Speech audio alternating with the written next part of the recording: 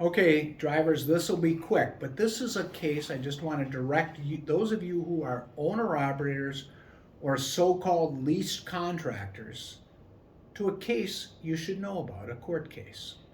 The case is called Owner-Operator Independent Drivers Association versus New Prime, or OOIDA versus Prime, and it's a 1999 case from the United States Court of Appeals for the Eighth Circuit. And that case stands for the proposition that you who are owner operators have a right to bring a private lawsuit to enforce the DOT's leasing regulations. This requires a little bit of historical background. So there were owner operator lease rules put in at least going back as far as the 1950s. And those lease rules were promulgated by the Interstate Commerce Commission, which is like the oldest federal agency just about in the country. It was put in 1887, called pursuant to the Act to Regulate Congress. But in 1935, the ICC was given authority to regulate operations of motor carriers, and mostly because the railroads lobbied because they were facing competition from the trucking companies. So they wanted trucking companies to play by the same rules as the railroad. And those regulations were in there to provide transparency in the dealings between real truck owner operators and carriers, motor carriers, trucking companies, whatever you want to call them. And it provides, the transparency is there to level the playing field so that the carriers can't take advantage of the owner operators or undue advantage. We know they take advantage of them, but at least the intention is to provide transparency in transactions. So the rules, which basically were the same since they were implemented up to today.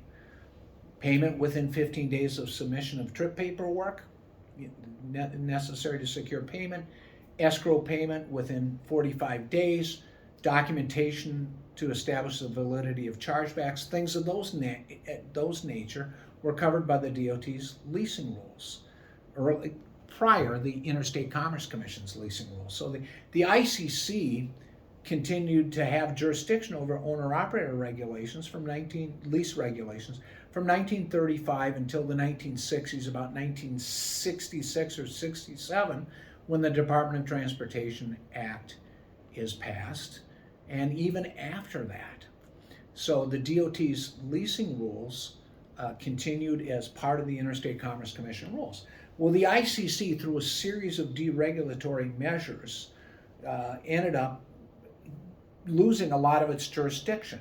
President Carter signed the Staggers Rail Act. President Carter signed the bill deregulating much of trucking on who could enter into the trucking industry, what was required to get what we called authority back then. It used to cost millions of dollars to get nationwide authority, and you did it piecemeal, and that essentially went out the door in 1980. You filled out a form and you got authority.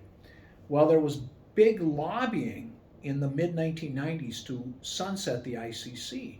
It used to be one of these huge agencies. At one time it had like 100 administrative law judges. At the end, in 1995 or 96, they were down to one. I tried what I believe was the last administrative trial before an administrative law judge in the Interstate Commerce Commission.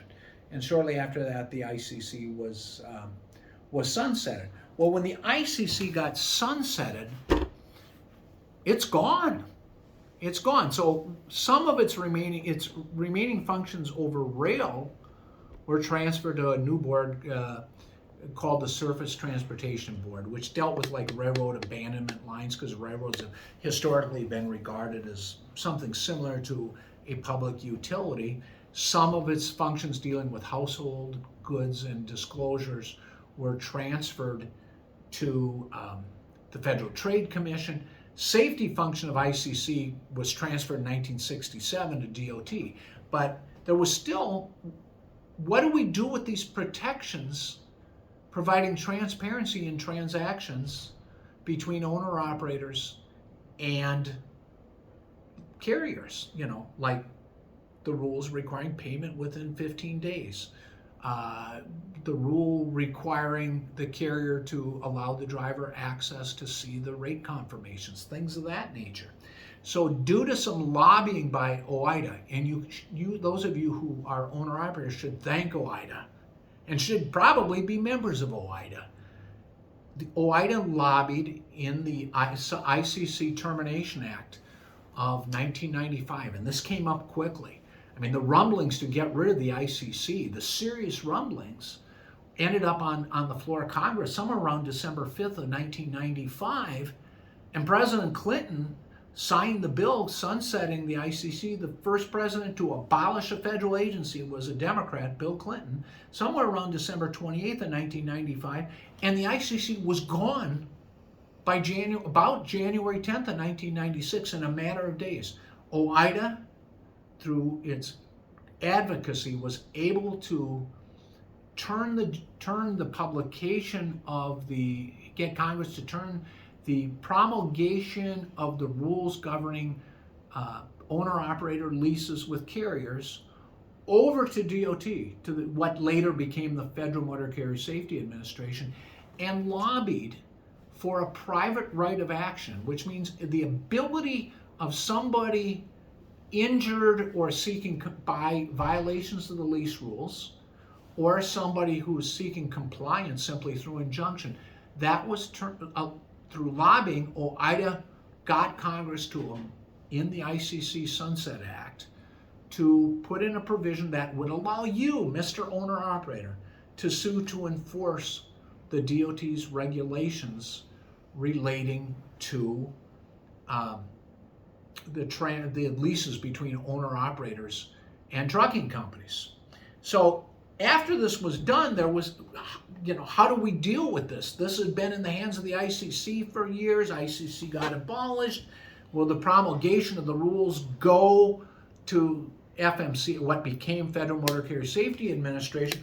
And there were a series of court actions by OOIDA, because in some cases, the court said, well, this needs to be referred for interpretation to the FMCSA, or what became the FMCSA, the Office of Motor Carriers within DOT, and other courts was saying, well, you needed an enforcement action with FMCSA.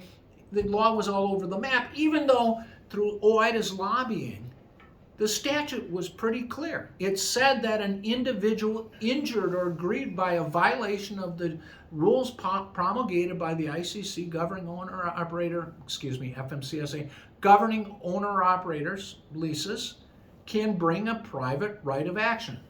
But, the industry had been so ingrained to doing things a certain way, going back to 1887 for rail and 1935 for motor carriers, that it was novel. It was novel to bring a lawsuit to enforce the DOT regulations, lease regulations, now that there was no ICC. So this case called OOIDA versus New Prime was, to my knowledge, the first appellate court opinion in the country which said you as an owner-operator injured through violations of the lease rules because the carriers put in a lease rule that lease provision that is not in the lease, or one that is mandated by the lease and hasn't complied, like skimming. The rule says you shall be paid, that the lease shall clearly state the compensation to be paid to you, and that they have to comply with that regulation, any mandatory provision, like you have to be paid what they say they're going to pay you. You have that right now in federal courts throughout the countries, because there was a court decision in the 8th Circuit called OOIDA versus New Prime that essentially made clear what Congress meant, what it said, and said what it meant, that when it said you have the right to bring a private right of action. And there were many, many court cases that followed, thanks to OOIDA, making sure that the law was clear and uniform in the courts throughout the country on your private right of action. So that's a case, if you're an owner-operator, you should know about. OOIDA versus Prime, 1999, United States Court of Appeals for the 8th Circuit. Thanks for watching.